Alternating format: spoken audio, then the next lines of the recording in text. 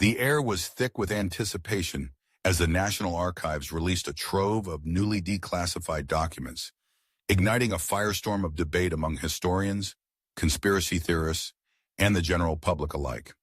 These files, part of the John F. Kennedy Assassination Records Collection Act of 1992, were expected to shed light on the events surrounding the assassination of President John F. Kennedy on November 22, 1963.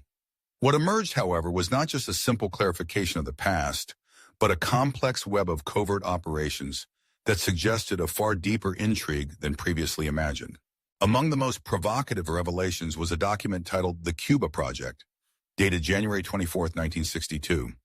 This paper laid bare the CIA's extensive efforts to destabilize Fidel Castro's regime, highlighting a series of covert operations that had been meticulously planned and executed.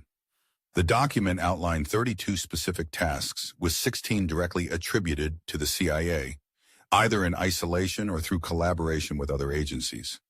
It painted a picture of an agency deeply entrenched in a multifaceted campaign against Castro's government, revealing a level of involvement that would make any casual observer question the official narrative surrounding JFK's assassination. Reading through the pages, one could almost hear the echoes of clandestine meetings in smoke-filled rooms, where decisions were made not just to eliminate a regime, but to orchestrate an entire geopolitical strategy.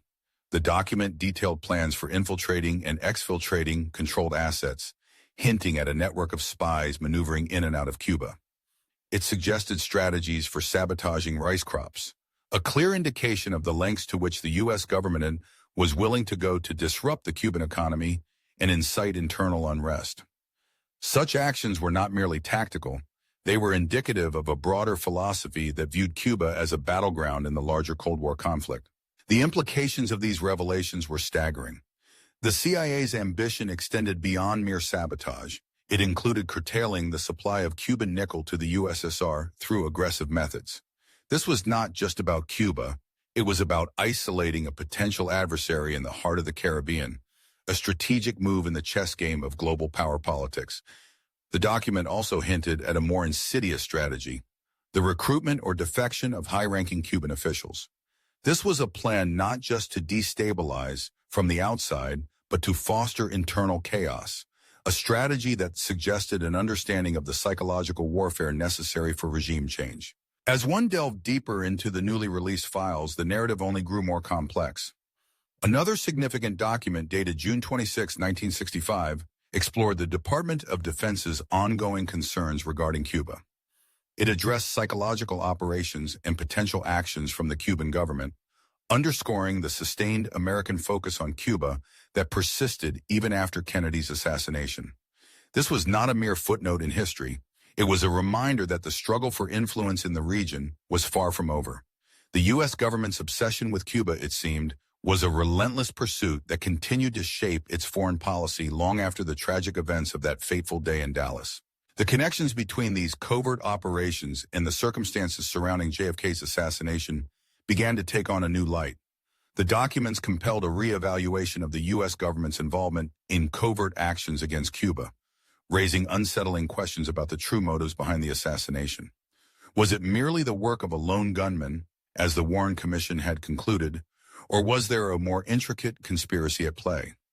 The revelations suggested that Kennedy's attempts to de-escalate tensions with Cuba, particularly after the Cuban Missile Crisis, may have put him at odds with elements within his own government. These factions, deeply invested in the continuation of aggressive policies toward Cuba, might have seen him as an obstacle to their objectives.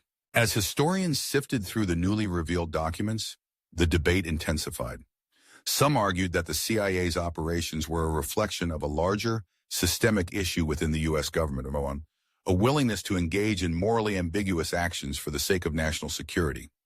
Others posited that the very nature of the operations indicated a level of desperation and paranoia that could lead to drastic measures, including the assassination of a sitting president.